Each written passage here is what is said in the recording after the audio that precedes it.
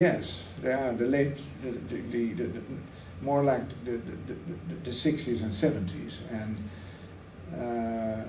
also some experiences after I came back to Japan, or visit. You know, I visited Japan 20 times between 1974 and when I came to live here again.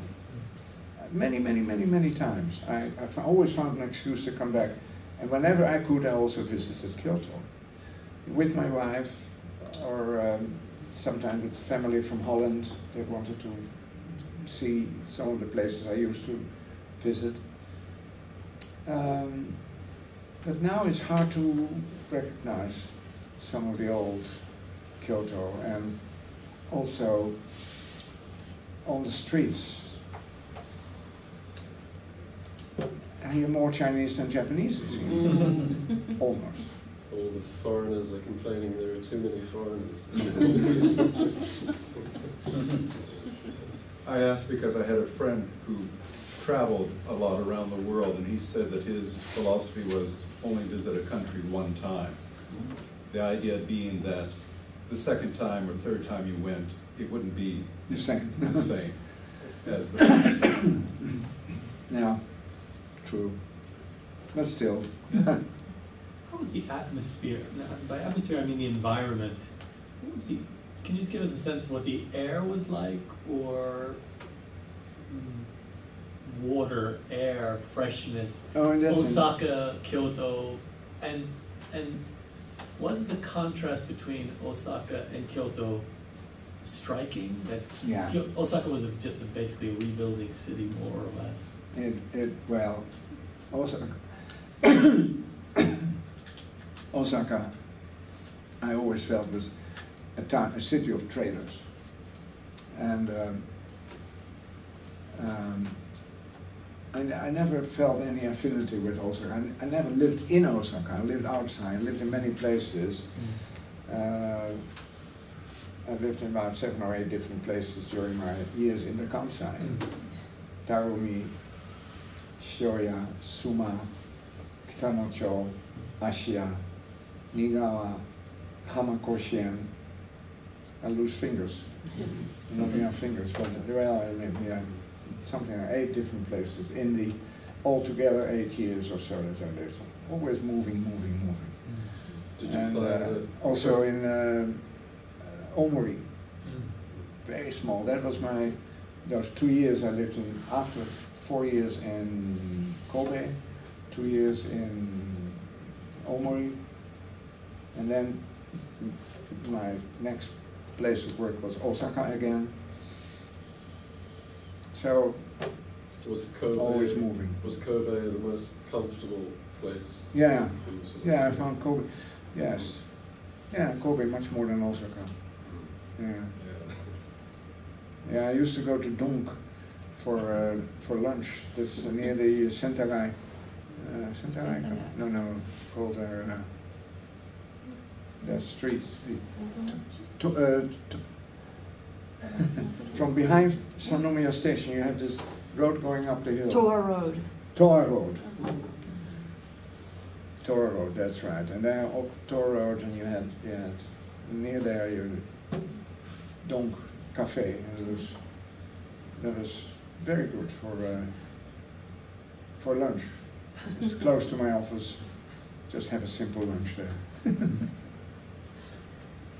They used to burn the kilns in Gojozaka, right?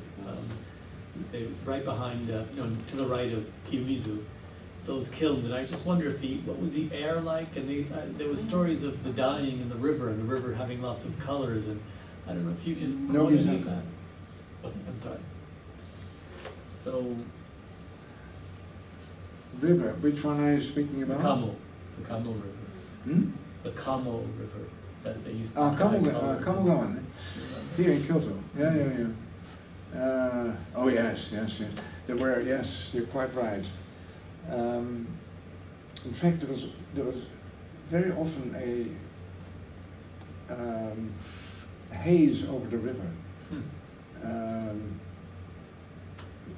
When you went up the river, where it splits in two, a bit further north there, you didn't have that. And when you came down to this level, you're quite right. There was often a mist, a fog, or it was not necessarily beautiful, because it depends on the time of year, of course. But there was a lot of, yeah. Was it fog? Was it mist? Was it? Yeah. Yeah. Yeah. Well. I have a question. As people living here in Kyoto, we are often outraged by the changes that have happened. I'm wondering, what are the things that you've, on returning to Kyoto many times, is there anything in particular that you've noticed that has suddenly been missing when you came back, that you remembered and that was not there? Well, this sounds maybe strange, but I've found the main thing missing is that it is no longer as isolated as it used to be. I always felt it was, but in that time I considered that a positive thing, this isolation. This Kyoto was different from elsewhere. And yeah, I mean, even the tsukemono, incredible. You had tsukemono that had been in all these vats, different vats, and different in prices, enormous differences. Because some of them were, I don't know how many years old. 100 years? 10 years? Huh? How old? Really old tsukemono. 100-year-old. They're like old wine, you know. The older the wine, you won't know whether it really tastes good until you open it. But the age itself, that determines the price. And I remember that in Kyoto. I would walk the streets there, and then, it was different. Yeah, it was. I mean, from outside point of view, many people considered people in Kyoto very stuck up, looking down on the rest of the country. The accent was different. Yeah, there was a difference there, but I liked that. I wanted to escape to Kyoto. Was your engagement announced in the Japan Times, did you say? Engagement, yeah. Why was that? I think sometimes I contributed articles to the English Mainichi. Maybe that's why. So my name was known there. And also the so unusual. foreigners. Sorry. Was it because it was so unusual? Yeah, it was unusual. Yeah. To marry somebody from an old family.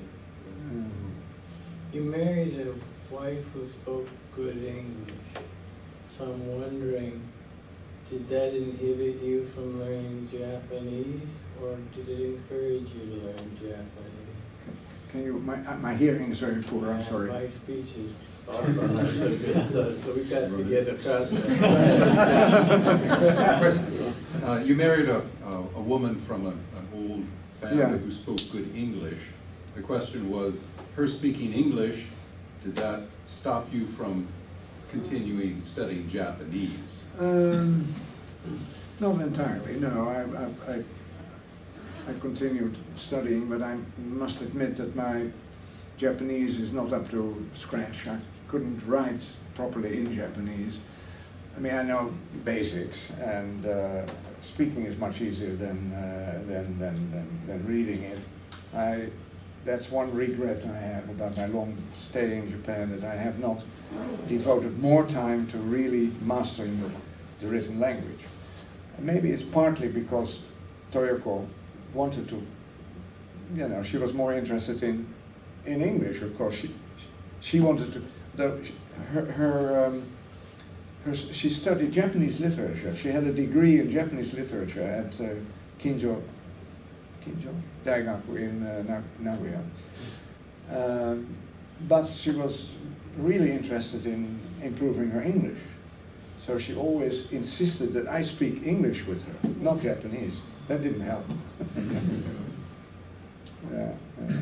And of course, after leaving Japan in 1974, then there was no need for that anymore. But I must say, particularly now that I live here, of course I don't need, because I have Hiromi, she does all the translation. And she always reads back every... My knowledge of Japanese is adequate for, I believe, for commenting on her translation of my English original. And for appreciating it. It doesn't mean that I correct her, that's not it, but I just ask her, say that again, no, that's not exactly what I meant, or, oh, I like that better, I'm going to change my...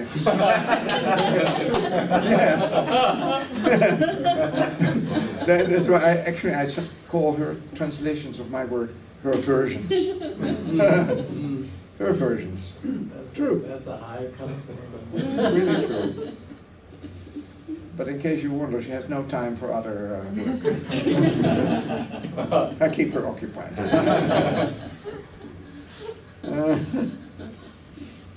Can I have a question? Yes.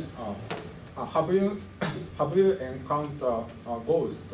I asked this because Rafkadio Han said only a traveler or foreigner can encounter a ghost, and your life is full of music or delicious food like eel or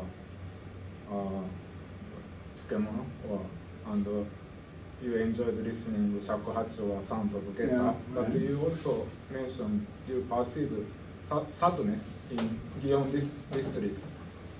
You felt you perceived sadness in Gion district. Sadness? You said it was sad. Sad There was and some beautiful. kind of melancholy in the Amen. Gilman. No, thank you very much.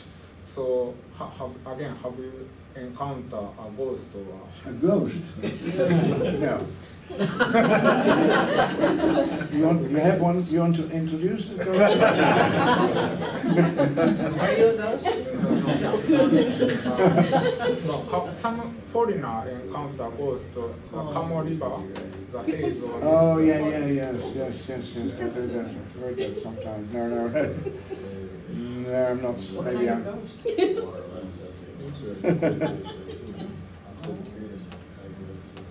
Which foreigners? Just a question about your writing process.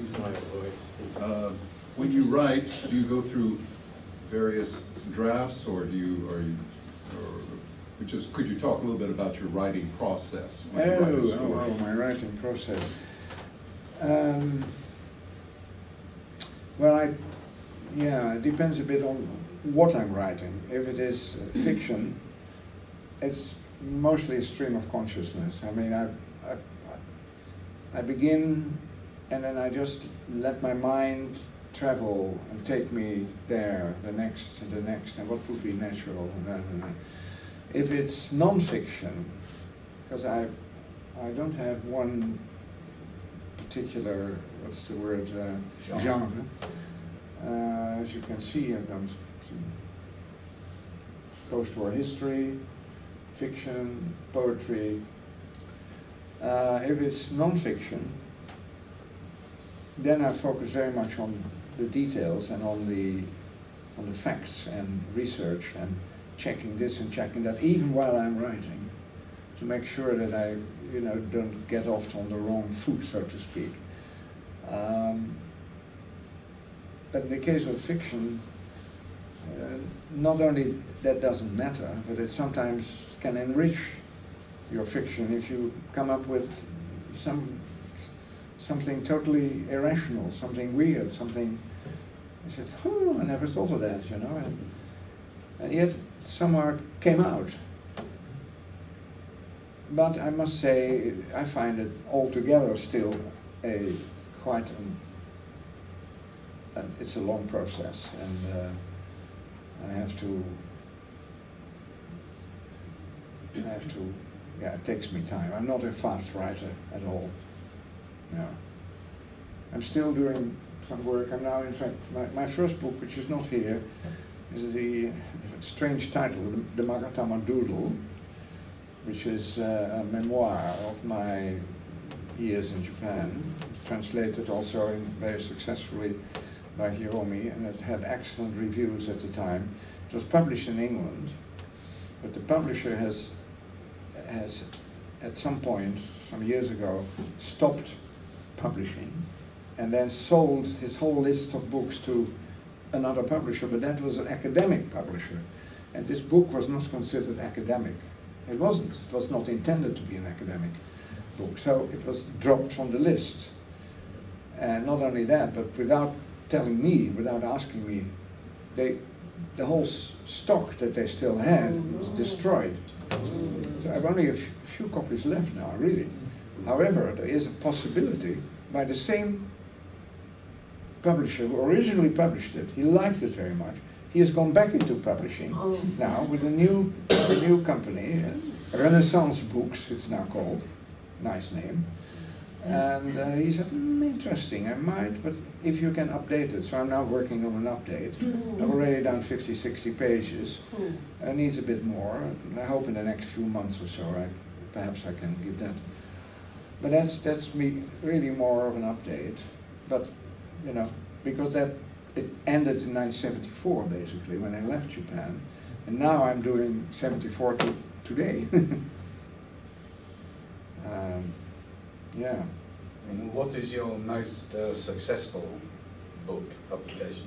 I'm afraid none of the books are terribly successful. But I know the first book was the most successful, definitely. Magatama Moyo no Rakugaki in Japanese. And why Magatama? You know, the Magatama is one of the 3 imperial treasures, a little comma shape. And I found long ago already, when I was working here as a bank manager, that when I confronted Japanese businessmen, bankers, bureaucrats, whoever, and when I would ask a question, that they often did this when they were thinking of an answer, as if they were doing a little Magatama. So to me, it was a way of avoiding a direct answer, and that was one of the, as I mentioned earlier in my talk, one of the things that, well, at first surprised me and then attracted me to Japan. Yeah, life is not so black and white, you know. It's not so easy to give a direct answer. So I became myself. I started doing this. Someone asked me a question, said, "Sa ne do? Ishiro kangaete mimashou. Ashita henji shita ga ii desu ka? Ya, ima. Sore wa mui da." So that is, but I'm going to change the title because it's too weird. But blind Magatama. And also this, the Showa book, that was also quite successful actually. It was, and it's now, in fact, this week we're going to Maruzen here in Kyoto, and the manager of, this is published by Tuttle, and the Tuttle Japan manager is coming to Kyoto and to Maruzen, and there I will do a book signing. Although it's not a recent publication, but it, you know, some people still like it. It's post-war Japan through slightly different binoculars. Yeah. Maybe one more. Many of us are from countries other than Japan here, and we've been away from our country for a third as long or 2/3 as long as you have. What is your relationship like with the Netherlands now? Do you get back much? Do you still have much connection? Yeah, I do. I go back twice a year, usually, see family, see old friends. Yeah, you know, I'm split. I live in 2 different countries, and it's, the two don't quite, you know, I just push a button and then I suddenly become Dutch again. And more or less. Yeah. I find Holland also always interesting. And it hasn't changed as much as Japan has changed over the past, say, half a century. When I go back to the places I used to live in when I was a boy, when I was in school near The Hague and in Amsterdam, still the same houses, same neighborhood, more or less. And yeah, so in that sense, it's nice to be back. You're actually the second Dutch speaker we've had in writers in Kyoto, because we had Karel van Wolferen. Oh, we had for a Karel van dinner party. Wolferen, oh yes. Have you crossed paths with? Yes, I've met him, yes. No. Oh, well. He gave us a very nice dinner talk, very thoughtful. Oh, really? Yeah. He's a good writer. Yeah. Actually, the third, Mark Twain. Oh, That's right, he lives in Norway, but he's Dutch, that's right. When was Yeah. that? Sorry. We had a third speaker, Mark Twain, the writer on Shinto, a Japanese religion. He actually spoke to our group twice. Yeah. And Karl Ripken was this? about 3 years ago, wasn't it? Is that right? 3 years ago. There's a writer called Mark, I'm not going to pronounce his name perfectly, but Two Like Tailwind. Tailwind. He writes on Shinto. Oh, and- yeah. And he's a professor in Oslo now, but he's Dutch. and- Yeah. but so we have an affinity. So third, you're the third. Surprising. And Karel van Wolferen, how long ago? Was it? 3 years. I think it was November 3.5 years ago, maybe, or maybe 3.5 4 years ago. 3 or 4 years ago. Uh-huh. Yeah. There's no more questions? Thank you very much for coming. It was great talking to you.